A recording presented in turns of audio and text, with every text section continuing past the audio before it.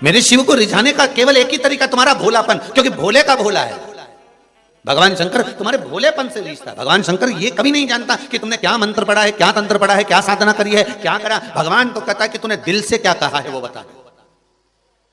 तो दिल से क्या रिझा रही हो? मेरे पति को मैंने बोला अभी ठंड का समय चल रहा है, ठंड बहुत तेज है, भगवान को ठंड लग जाएगी, इसलिए मैं कुनकुना जल करके ले जाती हूँ। चढ़ा सकती हूँ, नहीं चढ़ा सकती हूँ। मेरा उस बहन से इतना सा ही निवेदन है, मेरी माता से, कि तेरा दिल करता है ना, तेरा मन करता है ना कि भगवान को, मुझे, मेरे मालिक को ठंड लग रही है, तो ये पक्का है कि तेरे मालिक को ठंड लग रही है। तूने महसूस करा होगा, तूने हृदय से अगर भगवान को दिल लगाया है, भगवान से अगर तू हृदय से जुड़ी है, तो तूने महसूस करा होगा कि भगवान को ठंड लग रही है।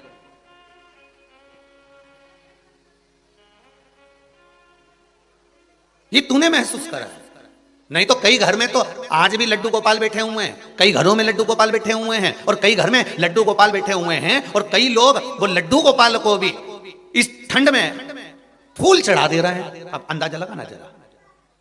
और अगर कहीं का परम भगवदीय वैष्णव हो, ठाकुर जी का कृपा पात्र कहीं का जीव हो, तो भगवान को अगर फूल भी रखता है तो थोड़ा दूर रखता है, उसको सर्दी बैठ जाएगी, उसको ठंड लग जाएगी। अगर भाव हो, उसने तो केवल भगवान माना है, उसने तो केवल भगवान को भगवान मान लिया कि फूल चढ़ाना है, सबको चढ़ाना मतलब चढ़ाना है। अब कईयों के मन में भाव, तो उसने ठंडा फूल, गीला फूल, पानी का फूल जिसपे पानी पड़ा हुआ था, ठंड थी, और भगवान को जाकर रख दिया। अब ऊपर से अब तुम कहते हो कि मेरा गोपाला है, मेरा ठाकुर है, मेरा लाडला है, मैंने उसको स्वेटर पहनाया है, मैंने उसको कपड़े पहनाए हैं, तो फिर पुष्प भी तो दूर होना चाहिए, ठंडी वस्तु भी तो दूर होना चाहिए। मेरे भगवान के साथ में दिखावा मत करो, बस भगवान ये कहता है, मेरा ठाकुर कहता है, मेरा भोलेनाथ कहता है, मुझे दिखावा प्रिय नहीं है। आप दिल से तो रिझाओ। उसको कौन ने कहा कि तू कुनकुना पानी चढ़ा के? उसको कौन ने कहा कि तू गर्म पानी करके ले जा, कुनकुना पानी करके ले जा? उसके मन में आया, पति से कह दिया तुम्हें जो चढ़ाना चढ़ाओ, तो वो तो बाल्टी भर ठंडा ढोले चढ़ावे, और बेटा भी ठंडा चढ़ा, पर उसका मन नहीं माना, ना उसका दिल नहीं माना, उसका हृदय नहीं माना, तो वो ले गई। तो मेरा बहनों से निवेदन केवल इतना है, तुम्हारा मन कर रहा कि भगवान को रिझाना इस तरह से, भगवान को रिझाना इस भाव से। कई लोग कहते हैं क्यों गुरुजी तुम इतनी बड़ी बड़ी बात कहते हो, कहां लिखी है वो बताओ। तो ढूंढो ना शास्त्र वेद में, पुराण में।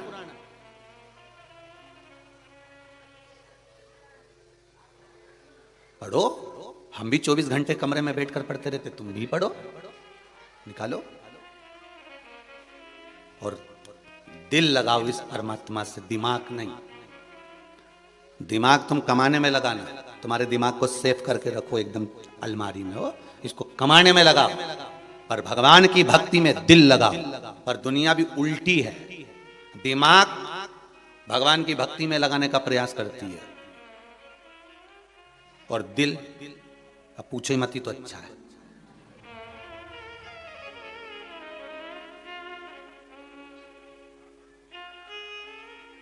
कहा दिमाग दूसरे काम में लगा लो, कमाने में लगा लो, और दिल परमात्मा में लगा लो। पर लोग भी उल्टे हैं, दिमाग भगवान में लगाते हैं। कैसा दिमाग लगाते हैं? हाउ क्या होता है पानी चढ़ाने से, क्या होता है चावल चढ़ाने से, क्या होता है धतूरा चढ़ाने से, क्या होता है भगवान शंकर पर दूध चढ़ाने से। यहां दिमाग लगा रहा है, यहां दिमाग लगा रहा है। जहां दिल लगाना चाहिए था वहां दिमाग लगाया गया, और दिल कहां लगाया है?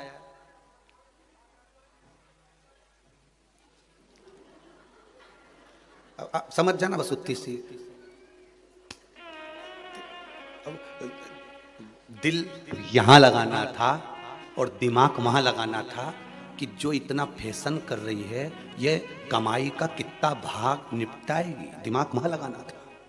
पर वहां तो दिल लगाया और तुरंत कह दिया कितने का मोबाइल चाहिए, बोल तू बोल, मैं तुझे मोबाइल लाके दूं। हमारा 10,000 का मेरा मोबाइल टूट गया, वो की सामने की वो क्या बोलते हो, हाँ वो चली गई क्या डिस्प्ले, हाँ वो चली गई, तो कि तू चिंता मत कर, मैं 15,000 का अब भी बाजार से दिलाऊं। अब दिल यहां लगाना था, गलत जगह पर लगा दिया। जहां दिमाग लगाना था वहां दिल लगा दिया। मेरे भगवान के मंदिर में कभी भी जाना, शिवालय में कभी भी जाना, शंकर की चौखट पर कभी भी जाना, 12 ज्योतिर्लिंग पर कभी भी जाना, शिव मंदिर में कभी भी जाना, तीर्थ में कभी भी जाना, भगवान की शरणागति में कभी भी जाना, सदगुरु के दरवाजे पर कभी भी जाना, गुरु की चौखट पर कभी भी जाना, वहां पर दिमाग मत लगाना, मत दिल लगाना।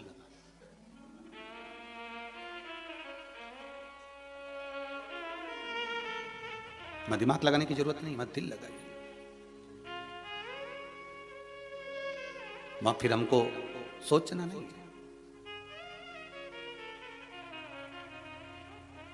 अब सौंप दिया इस जीवन का सब भार तुम्हारे हाथों में। जहां हृदय लग जाता है, दिल लग जाता है, फिर वहां दिमाग काम नहीं करता, वहां तो बस हृदय, कहीं दूसरी जगह ना जाए, आपके चरणों में लग जाए। पूर्ण विश्वास ले दो। जैसे बच्चा कह रहा है मैं भोजन करता हूं भूखा वो रहता है, मैं सोता हूं जागता वो रहता है, और महाराज मैं पहनता हूं नग्न वो रहता है, और मेरे दुख के हर पल में, हर घड़ी में, हर क्षण में साथ वो खड़ा रहता है, कोई दूसरा नहीं।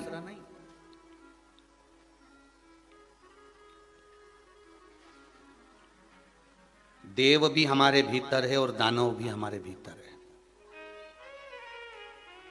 समझ गए? भगवान भी हमारे भीतर है और राक्षस भी हमारे भीतर है।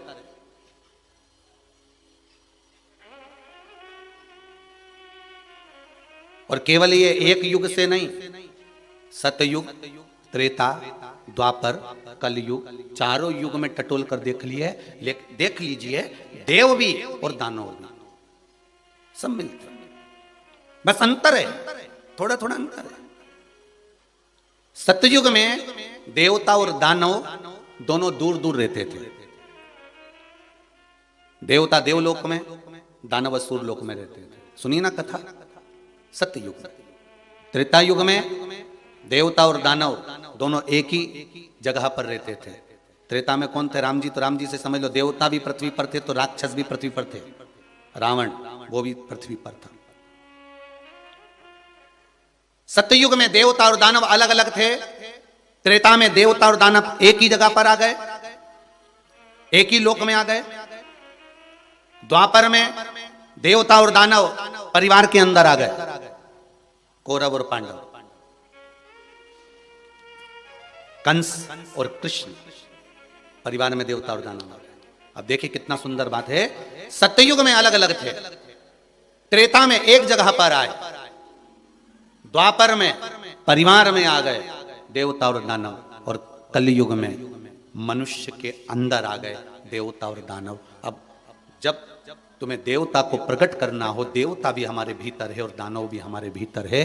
आप क्या प्रकट करना चाहते हो, आप क्या प्रगटाना चाहते हो, ये आपके ऊपर है। कोई ने निंदा करी, कोई ने अपशब्द कहा, कोई ने ताने दिए, कोई ने गाली दी, कोई कुछ बोल दिया और तुम्हें क्रोध आ गया, समझ लेना तुम्हारे भीतर से दानव प्रकट हो गया। और किसी के अपशब्द बोलने पर भी, किसी के ताने देने पर भी, किसी के गाली देने पर भी, किसी के बोलने पर भी अगर तुम्हें क्रोध नहीं आ रहा है तो समझ लेना देवता तुम्हारे भीतर। बोलने दो उसको। आग लगे बस्ती में और अपन रहो मस्ती में, क्या किसको रोइए चादर तान के सोइए। उसका काम है निंदा करना, उसका काम है बुराई करना, उसका काम है चुगली करना, उसका काम है अपशब्द बोलना। भगवान ने उसको पैदा इसलिए करा है, कहकर भेजा था कि नीचे जाकर तुझे केवल निंदा ही करना है। तो तुम क्या कर लोगे, क्यों बंद हो जाएगा निंदा करने से? जब भगवान ने नारियल दे के भेजा है नीचे उसको कि तुझे नीचे जाकर केवल निंदा करना है, बुराई करना है, चुगली करना है, अपशब्द बोलना है, तो तुम उसको कैसे रोक सकते हो? क्योंकि उसकी तो परीक्षा हो गई, शादी पक्की हो गई कि नीचे जाके चुगली के साथ उसका ब्याह हुआ है, निंदा के साथ उसका फेरा हुआ है। तो कैसे रोक सकते हो? कोई नहीं रोक सकता। तो हम अपने भीतर दानव क्यों प्रकट करें? हम अपने भीतर राक्षस क्यों प्रकट करें? हम अपने भीतर देव ही तो प्रकट करें। किसी कुंड में, किसी सरोवर में, किसी तालाब में, किसी नदी में, पवित्र नदी में स्नान करने जाओ तो पहले सबसे पहले एक चीज धारण करना, विश्वास। मानो तो मैं गंगा मां हूं, ना मानो तो बहता पानी। शिव कैलाश में है और दूसरा शिव मेरे विश्वास में है। आपके भीतर विश्वास अगर दृढ़ है पक्का है तो शिव तुम्हारे सम्मुख में है, शंकर तुम्हारे सामने है। एक बेटी ने एक पत्र लिखा है, अच्छा पत्र है।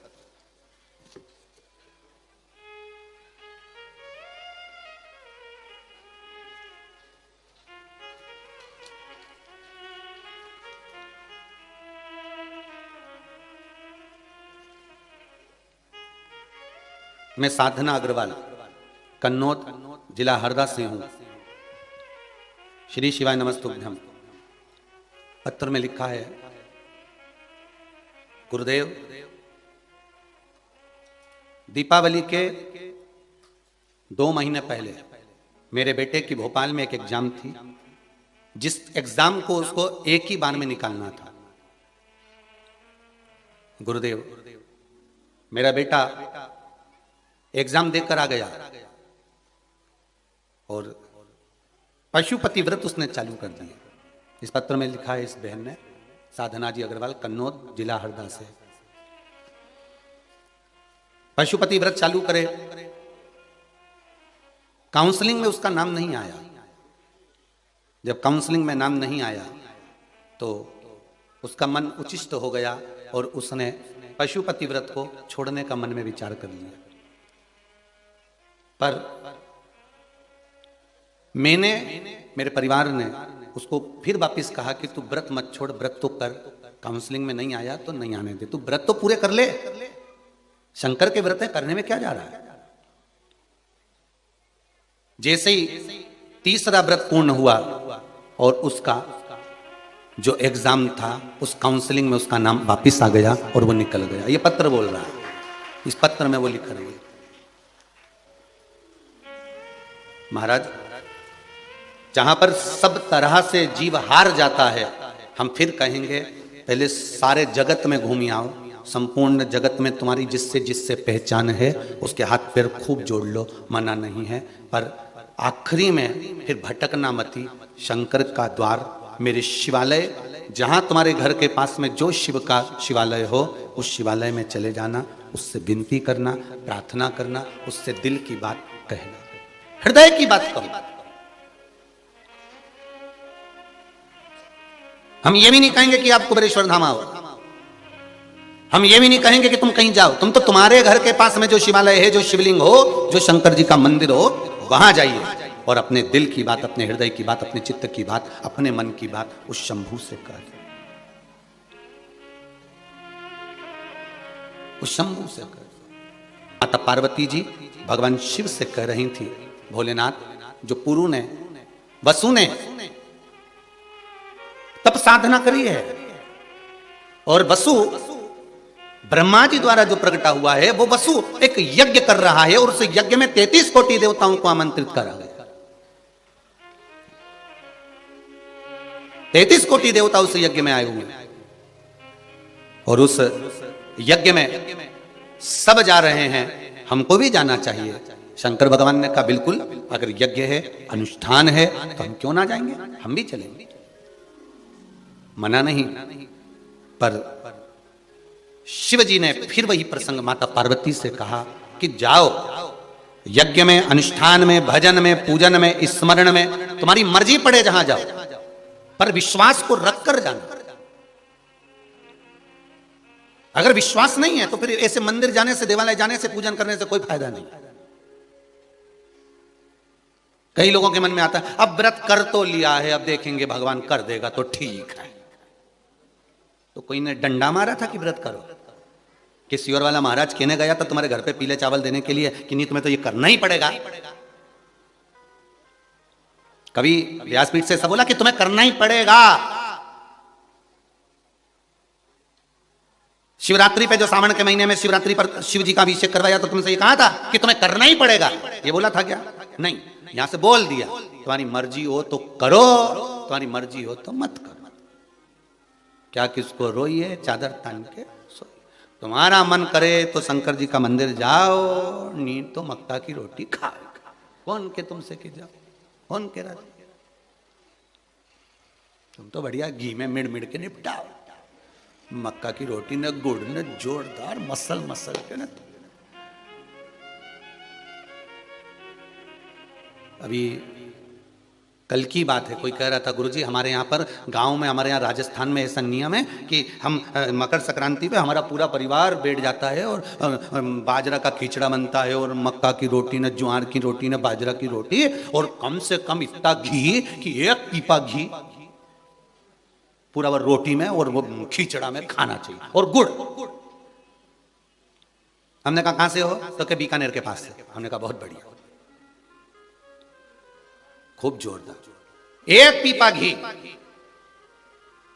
हमने कहा ये नियम किसने बनाया कि मक्का की रोटी के साथ में घी और गुड़ और सब खाना जरूरी है, खाओ। नियम बनाने वाले ने यह बनाया था कि संक्रांति पे जैसे घी की धार चले ऐसे भजन गाना जरूरी है, पर लोगों ने सुन लिया कि घी खाना जरूरी है। वो था भजन गाना जरूरी है।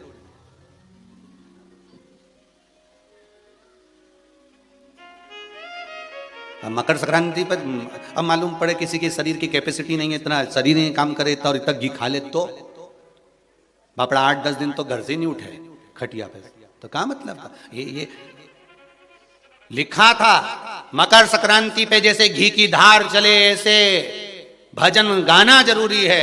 लोगों ने सुन लिया कि 1 पीपा घी खाना जरूरी है। वो गलती से सुन लिया, गड़बड़ हो गया। भजन गाओ, स्मरण करो, जितना कर सकते हो विश्वास रख कर करो। विश्वास रख कर करोगे तो वो भजन का सुख मिल जाए, भजन का सुख मिल जाए। बस प्रभु की भक्ति में जितना जितना शिव कह रहे हैं, पार्वती वसु अगर यज्ञ करा रहे हैं और उस यज्ञ में आपको जाना है तो किसी यज्ञ में, किसी अनुष्ठान में, किसी देवालय में, किसी तीर्थ में, किसी कुंड में, किसी नदी पर, किसी सरोवर पर, किसी तालाब पर, किसी कूप पर, तब जाना जब तुम्हारे भीतर विश्वास जागृत हो जाए। और अगर विश्वास नहीं हो तो बिल्कुल मत जाना। हम बार बार आपसे कहते हैं, आपके मन में अच्छा लगे कि शिव महापुराण से कुछ सीखने को मिल रहा है तो शिव पुराण की कथा सुनो, नहीं तो रिमोट तुम्हारे हाथ में है, आस्था चैनल चेंज करो, दूसरा महाराज आ रहा होगा उसको सुनो। 1 मिनट की देरी मत करो। तुम तो तुम्हारे पास में बिल्कुल सिरानी रखा, सोफा पे रखा, कुर्सी के बाजू में ही धरा है रिमोट। तुम्हें लगे किसी और वाला महाराज फालतू की बात बोले तो तुम तो तुरंत मोबाइल में चेंज। काहे को अपना फालतू का टाइम बर्बाद करो? नहीं यूट्यूब में, फेसबुक पे, तुम तो अपना इंस्टाग्राम चलाओ, वाला महाराज का चक्कर में पड़ा। पर विश्वास हो तो जैसे इन पत्रों में लिखा, विश्वास की गाथा इन पत्रों में जगह जगह इन पत्रों में वर्णन करी है, विश्वास की गाथा वर्णन करी है। महाराज देखो कितना सुंदर बात लिखा है। मेरे पति का 18 वर्ष से मिर्ची और मसाले का कोर्ट में केस चल रहा था। मेरी बहन जिसका नाम क्षमा की खबर आई, अब हम तो क्षमा को भी नहीं पहचानते रही, क्षमा की खबर आई कि 10 तारीख से कथा आएगी टीवी पे, आस्था चैनल पर सुनना। तो मैंने शंकर जी को जल चढ़ाने जा रही थी और शंकर जी से कह के आई, हे भोलेनाथ 10 तारीख से शिव पुराण की कथा चालू हो रही है, बस योर वाला महाराज की, तू ऐसी कृपा कर देना कि हम पूरी 7 दिन की कथा सुन लें और अदालत की पेशी इस बीच में नहीं आए। ये पत्र में रखा है, पत्र यहीं रहेंगे, तुम बाद में खूब खुश होकर पढ़ लीजो। 10 तारीख से 16 तारीख तक जब कथा चले तो इसके बीच में कोई पेशी नहीं पड़ना चाहिए अदालत की, बस भगवान ऐसी कृपा कर देना। अब क्या क्यों गुरुजी, पत्र में लिखा है बस 10 तारीख को ही पेशी आ गई और 2 दिन से दिया लगा रही थी भोलेनाथ जी के कि 10 तारीख से कथा चालू हो रही है, बीच में पेशी नहीं पड़ना चाहिए, पूरी कथा सुन ले हम दोनों मिलके, बस ऐसी कृपा करना। और वो 10 तारीख को ही पेशी आ गई गुरुजी।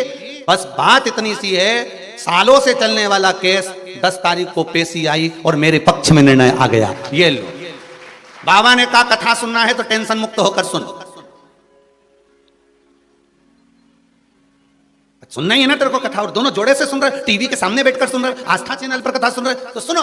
और ये मुक्त होकर सुनो, कहां टेंशन कर।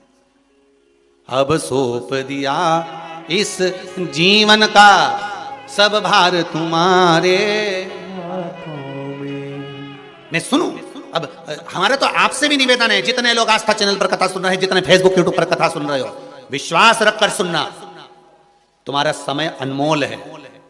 तुम 1 बजे से 4 बजे तक कथा सुन रहे हो, ये तुम्हारा समय बड़ा अनमोल है। इस समय को केवल गंवाना नहीं है कि यहां से सुना यहां से निकाल दिया।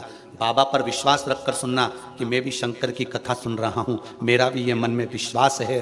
3 महीने की मैंने सुनी है कि बाबा की कथा सुन लो तो 3 महीने में पूरा करता है। एक बार दिल लगाकर, दिमाग लगाकर नहीं।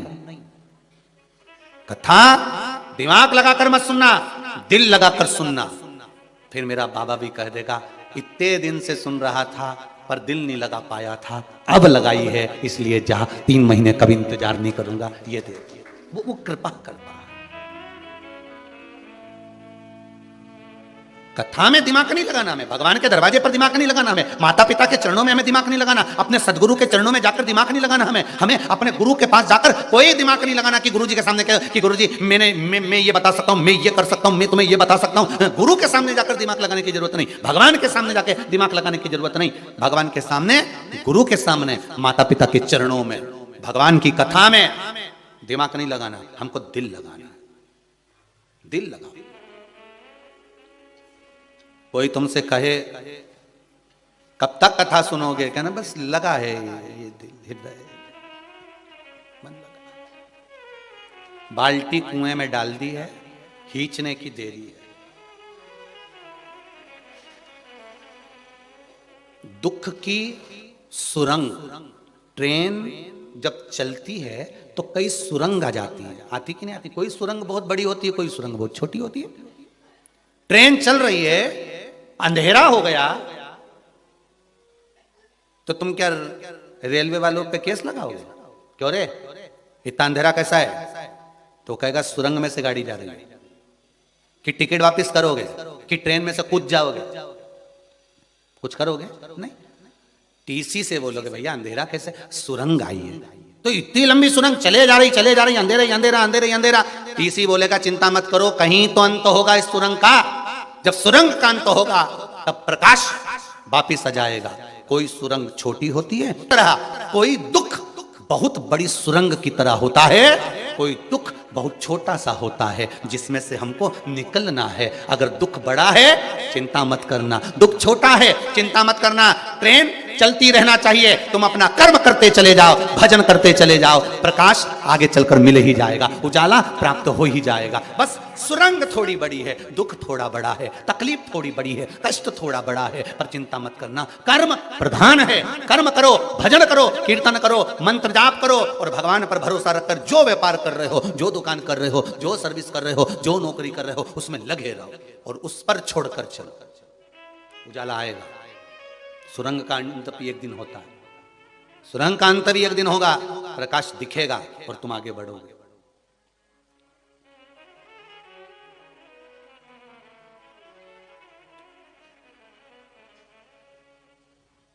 मिलेगा भी। देखो विश्वास परमात्मा को प्रकट कर देता है। गुरु और भगवान, मेरा भोलेनाथ, मेरा ठाकुर, मेरा राम, मेरा कृष्ण, 4 प्रकार से कृपा करता है। गुरु भी 4 प्रकार से कृपा करता है और भगवान भी 4 प्रकार से कृपा करता है। उसकी कृपा का पहला है स्मरण, दूसरा है दृष्टि से, पहला स्मरण से, दूसरा दृष्टि से, तीसरा शब्द से और चौथा स्पर्श से। मेरा गुरु और परमात्मा 4 प्रकार से कृपा करता है। मेरा शंभू, मेरा शंकर, मेरा ओघड़दानी, मेरा भोलेनाथ और कोई सदगुरु, ये 4 प्रकार से कृपा कर देते। पहले स्मरण से। स्मरण कैसा? जैसे कछुआ की जो पत्नी होती है, कछुवी, अब कछुआ की पत्नी को तो कछुवी बोलेंगे, और तुम्हारे यहां कुछ बोलते हो तो बात दूसरी हो। जितने लोग आस्था पर सुन रहे हो, फेसबुक यूट्यूब पर सुन रहे हैं, कछुए की पत्नी का नाम तुम्हें कुछ और मालूम हो तो हमें बता देना, भेज देना, अगली बार कथा में हम उसको बोल देंगे। मेंढक की पत्नी मेंढकी,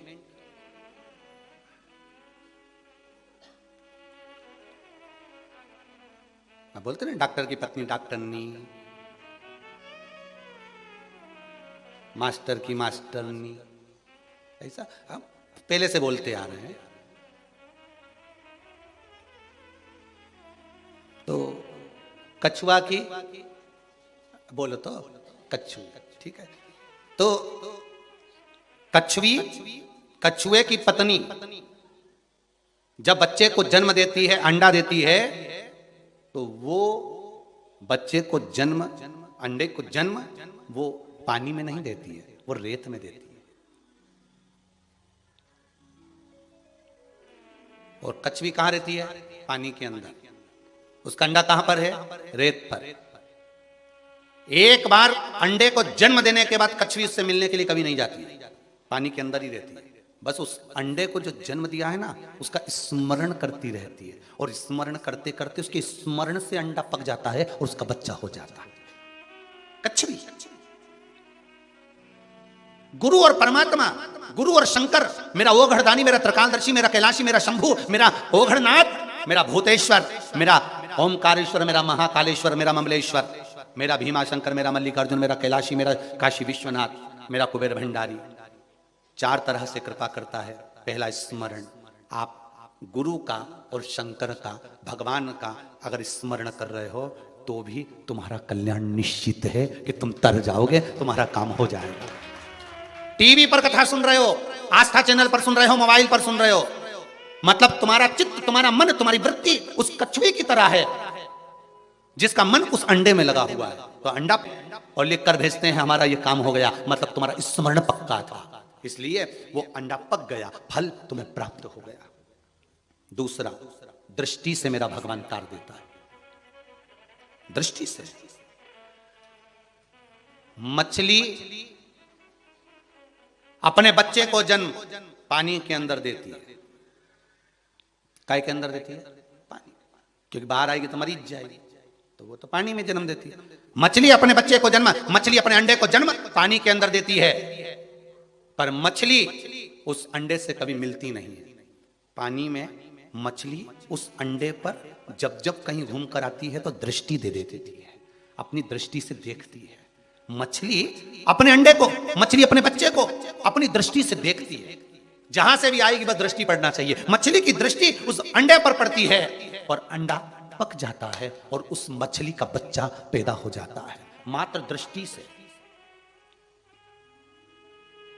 चार प्रकार से मेरा भोलेनाथ और सदगुरु, जिस गुरु की शरण में आप जाते हो, एक सदगुरु और एक परमात्मा, चार प्रकार से तार देते हैं। पहला, जम के बोलिए, स्मरण।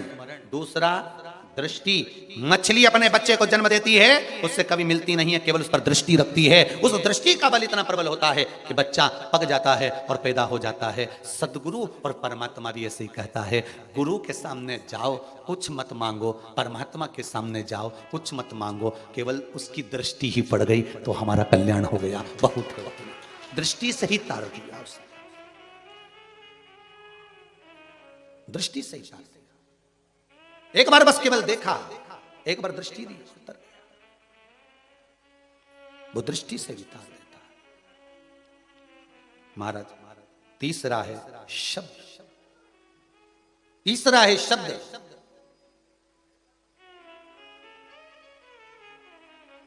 परमात्मा के शब्द, वेदों के शब्द, शास्त्रों के शब्द, पुराणों के शब्द, गुरु के शब्द, ये भी तारने वाले।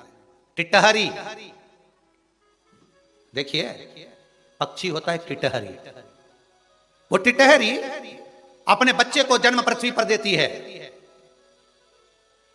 अपने बच्चे को, अपने अंडे को जन्म पृथ्वी पर देती है, और वो टिटहरी उस बच्चे से मिलने नहीं आती है, केवल आकाश में उड़ती है और चिल्लाना चालू कर देती है टिटहरी। उसके शब्द उस अंडे पर पड़ते हैं और बच्चा जन्म लेता है। ध्यान देना, शब्द से टिटहरी अपने बच्चे को जन्म दे देती है। आकाश में उड़ रही है, बच्चे को जब उसको पकाना होता है, उस अंडे को पकाना होता है, अपने बच्चे को जन्म देना होता है, टिटहरी चिल्लाने चालू कर देती है। आपने भी देखा होगा टिटहरी कई बार बगीचे में, कहीं बाग बगीचे में चिल्लाती जाती, अपने बच्चे को, अपने उस अंडे को पका रही है, अपने बच्चे को जन्म दे रही है, अपने शब्द से अपने बच्चे को जन्म देने का प्रयास कर रही है। वो टिटहरी है। गुरु के शब्द, गुरु की वाणी, शंकर के शब्द, मेरे परमात्मा की वाणी, मेरे वेद और पुराण की वाणी, मेरे शास्त्रों की वाणी, ये पुराणों की वाणियां, गुरु की वाणियां, ये शब्द हैं। और शब्द से जैसे टिटहरी अंडे को पकाकर बच्चा प्रकट कर देती है, उसी तरह गुरु के शब्द भी आपको कुछ ना कुछ प्रदान।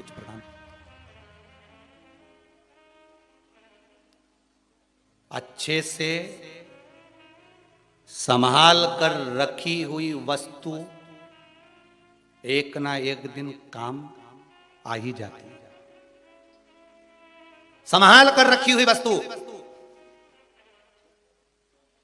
अच्छे से संभाल कर रखी हुई वस्तु एक ना एक दिन काम आ ही जाती है। और अच्छे से ध्यान लगाकर सुनी हुई कथा एक ना एक दिन काम आ ही जाती है। अच्छे से ध्यान लगाकर सुनी हुई कथा एक ना एक दिन काम आई जाती है। कोई उपाय, तुम्हारे यहाँ कोई बीमार पड़ गया, किसी को कैंसर जैसा रोग हो गया, किसी को किडनी का रोग हो गया, किसी को कोई तकलीफ हो गई, किसी के बच्चे, तो तुम खुद ध्यान लगाकर अगर कथा सुने हो तो बता सकते हो कि तू ऐसा कर ले। ध्यान लगा, अच्छे से संभाल कर रखी हुई वस्तु एक ना एक दिन काम आई जाती है। और अच्छे से ध्यान लगाकर सुनी हुई कथा, गुरु की वाणी, गुरु के शब्द, परमात्मा की वाणी कहीं ना कहीं काम आ जाती है। क्योंकि टिटहरी अपने शब्द से अपने बच्चे को जन्म दे देती है, शब्द से गुरु तार देता है, शब्द से परमात्मा तार देता है। इसलिए आपसे कहते हैं श्री शिवाय नमस्तुभ्यम। शब्द वो है जिसका नाद करने से ना जाने कितने तर जाते हैं। और महाराज चौथे नंबर पर है स्पर्श से परमात्मा और गुरु तार देता है। स्पर्श, मोरनी, मोर की पत्नी महाराज, मोर, या कोयल, या तोती, या चिड़िया, किसी को भी पकड़ लो, पक्षी, चिड़िया अपने बच्चे को जन्म देती है, अंडे को जन्म देती है, तो उस पर वो बैठती है, स्पर्श में रखती है।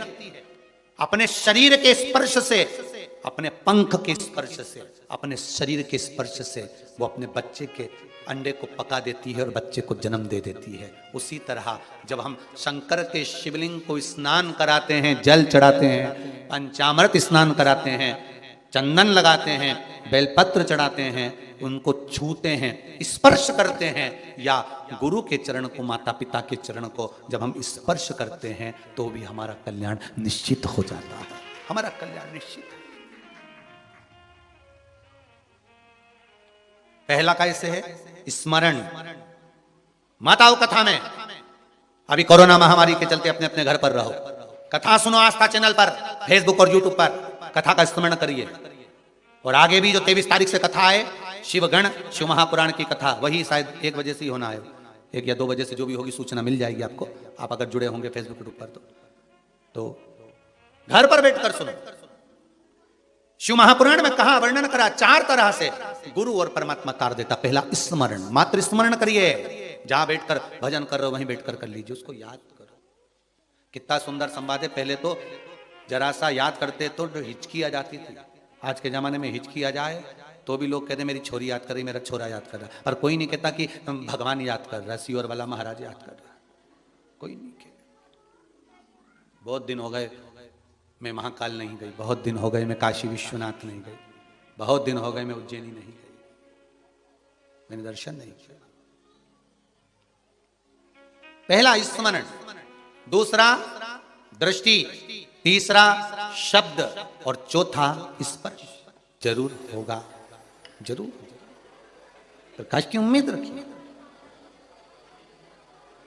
समस्या अगर विकट है तो मेरा कैलाशपति भी निकट है, आपसे दूर नहीं है, आपके करीब है। भाव शिव जी ने कहा, माता शंकर भगवान माता पार्वती जी से कर, सुनो पार्वती, अगर विश्वास रखकर जाओगी, सुनो पार्वती, अगर विश्वास रखकर पहुंचोगी तो ये पक्का है।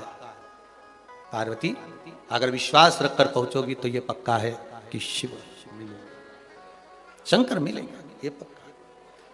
पार्वती अगर विश्वास रखकर जाओगी तो यज्ञ, अनुष्ठान, कुंड, बावड़ी, तालाब, जहां तुम जा रही हो वहां तुम्हारा विश्वास प्रबल है तो पुण्य मिलेगा, अवश्य मिलेगा। आप लोगों से भी निवेदन है, शिव महापुराण की कथा ऑनलाइन चल रही है, घर पर बैठकर सुनिए। और जिस आनंद से आप घर बैठकर कथा सुने, जिस विश्वास से आप घर बैठकर कथा सुने, मोबाइल पर, फेसबुक पर, यूट्यूब पर, आस्था चैनल पर, जिस विश्वास के साथ सुने उस विश्वास के साथ श्रवण करिए और बाबा आपकी घर बैठकर ही मनोकामना पूर्ण करेगा। वो साधारण नहीं है मेरा शिव, बस स्मरण, दृष्टि, स्पर्श, ये सब चीजों का एक आनंद है। आप रखो शब्द, शब्द पर भी विशेष ध्यान रखिए। फिर निवेदन करेंगे, शब्दों का बड़ा ध्यान रखिए। आज के जमाने में जरा सा ये फेसबुक पर, यूट्यूब पर ना जाने कौन कौन कौन कौन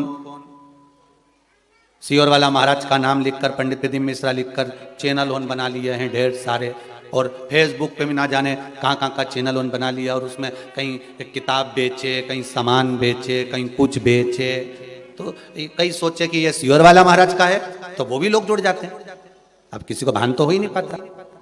कई लोग हमारे नाम से भी धोखाधड़ी कर रहे हैं कि भाई सियोर वाले के नाम का होगा, ये होगा, वो होगा, किताब मंगाए सो ये करें, या फिर कुछ काम कर रहे हैं, या कुछ व्यापार कर रहे हैं, कुछ व्यवसाय। तो ये शब्द गलत है।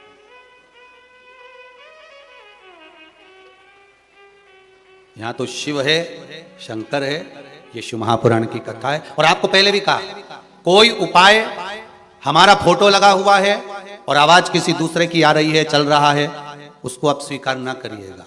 जिसमें इस व्यास पीठ से बैठकर कुछ बोला जा रहा हो, दिख रहे हो और बोलते दिख रहे हो, शब्द भी बदल देते हैं आज के जमाने में।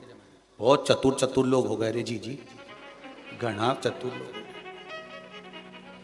घना चतुर, शब्द भी चेंज कर देते, शब्द भी चल। और एक नया कि गुरुजी फ्री में ये सामान दे रहा है, वो सामान दे रहा है, हम तो तुमको केवल ये ज्ञान दे रहे हैं, वो तो ले नहीं रहा है, तो फ्री में क्या सामान? केवल रुद्राक्ष उत्सव जो पूर्व में हुआ था, उसमें रुद्राक्ष जो वितरण किए गए थे सब निःशुल्क थे। और आगे भी इस शरीर के द्वारा और इस व्यासपीठ के द्वारा कोई भी चीज दी जाएगी तो वो निःशुल्क ही दी जाएगी। आपसे शुल्क लेकर कोई काम नहीं,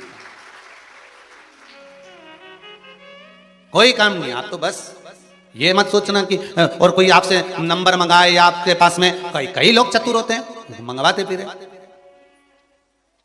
कई लोग तो बहुत सहयोगी होते हैं, पर कई लोग, जैसे एक हमारे ब्राह्मण देवता ने पत्र भेजा है, गुरु कृपा ज्योतिष कार्यालय दिवड़िया रोड से, ये इछावर से ये पत्र आया है। आदरणीय पंडित श्री राजेंद्र जी शर्मा बेदिया रोड से ज्योतिष आचार्य हैं, जिन्होंने पत्र में लिखा है कि कई वर्षों के बाद ऐसा बदलाव लोगों के हृदय में और लोगों के जीवन में देखा है। जो कभी शिव मंदिर नहीं जाते थे, उस मंदिर में जो कभी मंदिर नहीं जाते थे, वो भी जल चढ़ाने के लिए लाइन लगा रहे हैं। ये ज्योतिष आचार्य जी ने लिखा है। आदरणीय पंडित श्री राजेश जी शर्मा वैदिक आचार्य जी को मैं बहुत बहुत चरणों को नमन करते हुए धन्यवाद देता हूं। उन्होंने लिखा है, पशुपति व्रत सोमवार को होता है, मंदिरों में धूम हो जाती है, चारों तरफ मंदिरों में धूम रहती है, ऐसा लगता है हमारे आसपास के क्षेत्र में दिवाली मनाई जा रही है। ज्योतिष आचार्य जी ने लिखा है, प्रत्येक घर के बच्चे, बुजुर्ग, बड़े छोटे सब मंदिर जा रहे हैं। पहले हम देखते थे कि बच्चे लोग मंदिर नहीं जाते थे, युवान मंदिर नहीं जाते थे। आदरणीय ज्योतिष आचार्य जी ने लिखा है अपने पत्र में कि बच्चे भी मंदिर जाना चालू कर दिए हैं। तो मैं व्यासपीठ को धन्यवाद दे रहा हूं। पंडित राजेंद्र जी शर्मा लिखते हैं कि व्यासपीठ को धन्यवाद देता हूं जो पूरे भारत की भूमि पर बदलाव लाए, उसके लिए धन्यवाद है। आदरणीय पंडित श्री राजेंद्र जी शर्मा वैदिक आचार्य ज्योतिष आचार्य जी के पावन चरणों को नमन करता हूं, और आपके विचार जो आपने भेजे अपने लेटर पेड पर, पत्र पर, उसके लिए बहुत बहुत धन्यवाद। हम तो ये चाहते हैं कि धर्म की ध्वजा आगे बढ़ती जाए, और मेरे शंकर के मंदिर, देवताओं के मंदिर में लोग जो इधर उधर दूसरे दूसरे धर्म में जा रहे हैं, भटक रहे हैं, उनको जोड़कर शंकर के चरणों में लाकर छोड़ना है। बस यही एक नहीं, यही एक धर्म।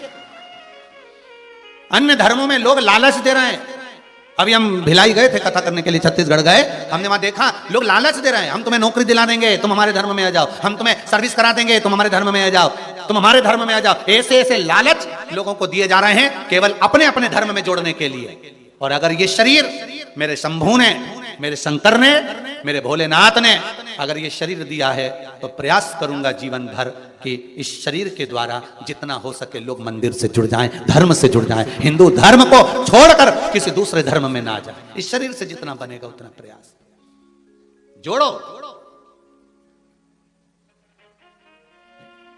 किसी दूसरे धर्म को लोग तोड़ने के लिए तैयार नहीं है। केवल एक ही धर्म दिखता है लोगों को तोड़ने के लिए, वो हिंदू धर्म दिखता है। क्योंकि हिंदू धर्म का व्यक्ति बहुत भावुक होता है, बहुत नर्म होता है। उसको दूसरे धर्म के लोग थोड़ा सा लोभ देते हैं, थोड़ा लालच देते हैं और अपने धर्म में जोड़ लेते हैं। पर आज सारे धर्मों पर भारी पड़ रहा है हिंदू धर्म, क्योंकि हिंदू धर्म का एक एक हिंदू आज जाग गया है, भगवान को जान गया है कि भगवान शिव की शरण के सिवाय, राम और कृष्ण की शरण के सिवाय कहीं नहीं जाना, दूसरे धर्म में पहुंच नहीं। अब जाग गया, अब भटक लिए हम, अब नहीं भटकना हमको। बहुत बहुत लोगों को तकलीफ है महाराज जी। कोई कहे कि आप ये सबका वो बंद कर दिए, क्योंकि लोगों को बहुत घूमते थे और बता देते थे चावल उठा के कि जा तेरे परिवार का। अब कहीं उनसे कोई पूछने ही नहीं जाए, एक लोटा लेके मंदिर पहुंच जाए, उनसे कोई पूछे नहीं। तकलीफ में लोग बहुत सारे। अरे भाई, शिव महापुराण की कथा नहीं है। जैसे किसी मिनिस्टर का नंबर, किसी पीएम सीएम का नंबर, कलेक्टर एसपी का नंबर डायरेक्ट तुम्हारे पास हो तो तुम क्या चौकीदार से बात करोगे? अरे बोलो तो जम के कि उससे कहोगे चौकीदार से हमें मिला दो सर से, हमें मिला दो सर से, हमारा ये काम करा दो, मिला दो सर से। और चौकीदार काम करेगा तो क्या करेगा? पहले दाओ 500 रुपए, लाओ 1000 रुपए, फाइल आके बढ़ाता हूं। और अब डायरेक्ट तुम्हारी तो सीधे ऑफिसर से पहचान हो गई। ये शिव महापुराण की कथा नहीं, ये शंकर का डायरेक्ट नंबर है। सीधा कॉल लगा, सीधे शंकर के पास। जैसे 108, वो कौन सा नंबर होता है? 108 नंबर को बुलाओ तो एम्बुलेंस आ जाए। बस मुख से श्री शिवाय नमस्तुभ्यम बोलो और पशुपति नाथ का 5 व्रत कर लो, नहीं बोला ना तो टमान हो जाए। बस अपने डायरेक्ट नंबर है साहब। अब उसके बाद भी तुम भटको, उसके बाद भी भटक रहे हो तो ये तुम्हारी मर्जी है। फिर तुम भटको तो भटको। जब शंकर जी डायरेक्ट नंबर दे दिए हैं। वो एक भजन गाती थी हमारी राजगढ़ वाली बाई गीता बाई जी, महाराज नहीं हो तो शंकर पे चढ़ी चढ़ाई, अपने को धोना और भोलेनाथ जी क्या चढ़ाना, पर ढोंग प्रपंचा मत करना वहां जाके हो। नहीं तो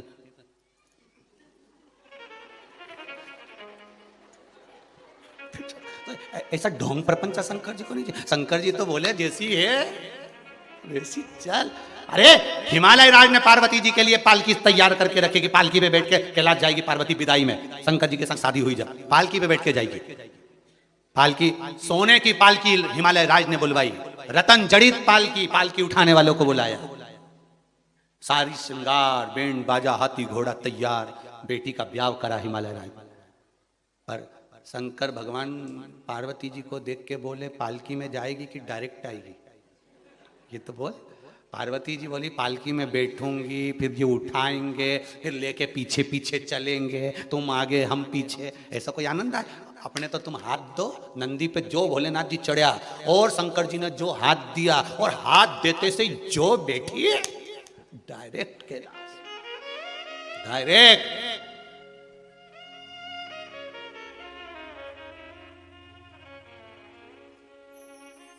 तो तुम्हें डायरेक्ट नंबर मिला है शिव महापुराण।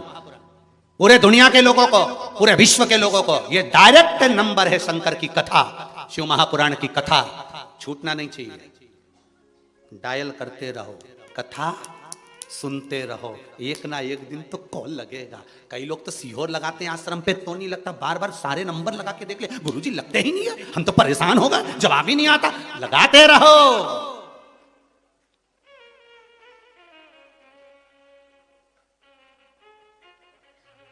हो सकता है फोन नहीं उठाए, डायरेक्ट ऑफिस में बुला ले। हो सकता है शिव करुणा सीधे ही कर दे। सीधा नंबर है शिव महापुराण। और तुमसे इतना इतना हाथ जोड़ के निवेदन, मेरे घरे जाके सुनो, अपने अपने घर में रह के सुनो, घर में बैठकर सुनो, जब तक कोरोना महामारी चले। हम खुद माइक से बोल देंगे व्यासपीठ से कि आप टूटमान हो जाओ, अच्छा, तो तब तुम भले झोला ने बोरी सब बांध बुंदा के आ जाओ, और जब बोल दें तब आना, यहाँ पूरे में हम तुम्हारे लिए टेंट लगा देंगे और तुम जहां मर्जी पड़े वहीं सोई जाओ और खूब बढ़िया पूरी सब्जी निपटा। नुक्ति कम बनवाते क्योंकि पेट में दुखती इसलिए, तो बाकी का तो प्रेम से खूब खाओ ने अपना शिव नाम गाओ। तो तुम पर अभी मत आ जोरी हो जी हो, हाथ जोड़ के निवेदन तुमसे, तुम सब अपना अपना घर में बैठो, कथा सुनने मत आओ, दर्शन के लिए तो तुम्हारा ये खुला है बाबा का धाम, पर कथा भगवत स्मरण घर पे बैठकर शंभु शरणे पड़ी मांगू घड़ी रे घड़ी, दुख काटो दया करी ने दर्शन आपो। आप हृदय से, चित्त से, मन से बाबा को नमन करिए, बाबा को नमन करिए। महाराज चलो, शिव जी ने कहा चलो। 33 कोटि देवता मृत्यु लोक में आ गए। वसु ने जब यज्ञ करा था, स्नान के लिए कहां जाएं? सुबह यज्ञ प्रारंभ हुआ, एक कुंड बनाया था। जब एक कुंड बनाया, देवताओं को स्नान में तकलीफ होने लगी। वसु ने देवताओं से कहा कुछ कृपा करो। शंकर जी ने कहा मांग वसु, क्या चाहता है? देवताओं के स्नान के लिए कुंड का निर्माण कर दो। शिव जी ने 22 कुंड का निर्माण कर दिया। कितने कुंड? 22। जैसे मेरे राम जी महाराज ने रामेश्वर धाम की जब स्थापना करी, और रामेश्वर धाम की स्थापना करी, इतनी बड़ी सेना सामने खड़ी थी, समुद्र का खारा पानी था, और मेरे राघव जी हनुमान जी को देख रहे थे। हनुमान राघव जी को देख रहे थे। हनुमान जी से इशारे में पूछा क्या बात है हनुमान? हनुमान कहते हैं प्रभु ये समुद्र का खारा पानी है, पीते नहीं बन रहा है। भगवान ने कहा इतनी सी बात? जो बाण उठाया, राम जी महाराज ने 24 कूप तैयार कर दिए। कहां पर है? रामेश्वर गए हो आप लोग? जो रामेश्वर गए होंगे उन्होंने उन कूपों में स्नान करा होगा। 24 कूप का निर्माण कर दिया। 24 में से 2 कूप तो सूख गए, 22 बचे। 22 में से 1 कूप में सारे कूपों का जल है, इसलिए वहां पर 21 कूपों में आज भी लोग स्नान करते हैं। करते कि नहीं करते? बाल्टी भर भर के महाराज पंडा होन पानी डाल देते हैं, स्नान करा देते हैं। रामेश्वर जितने कुएं राम जी महाराज ने जितने कूप बनाए, एक एक कूप के जल का स्नान करो, राचमन करो, सारे कूप का जल का अलग अलग स्वाद आएगा। अब इतनी सी दूर में इतने कुएं में स्वाद कैसे बदल सकता है? तो ये तो राम जी जान सकते हैं। ये तो मेरे राघव जी जानते हैं, ये मेरे राम जी। शंकर भगवान ने पूछा मांगो। वसु क्या चाहते हो तुम? वसु कह रहे हैं 33 कोटि देवता स्नान करे, वो भाव प्रकट करे, पर ब्रह्मा जी के पास में पहुंचे। ब्रह्मदेव से कहा ब्रह्मा जी कुछ आप करिए। शंकर जी ने कहा पहले काम करो, ब्रह्मदेव के पास जाओ। ब्रह्मा जी अगर कुछ करते हैं, निर्माण करते हैं, तो इससे बढ़कर सुख क्या होगा? ब्रह्मदेव के पास गए, ब्रह्मा जी से कहा ब्रह्मदेव आप कुछ निर्माण कर दीजिए। ब्रह्मा जी ने कहा ठीक है। ब्रह्म जी ने अपने हृदय से एक सरोवर को प्रकट करा। ब्रह्मा जी के मन से जो सरोवर उत्पन्न हुआ उसका नाम मान सरोवर।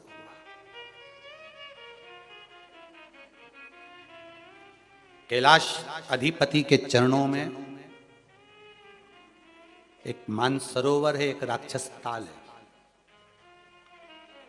राक्षस ताल, राक्षस का वो सरोवर जिसका पानी खारा है, और मानसरोवर जिसका पानी निर्मल शीतल औषधि से युक्त है। मानसरोवर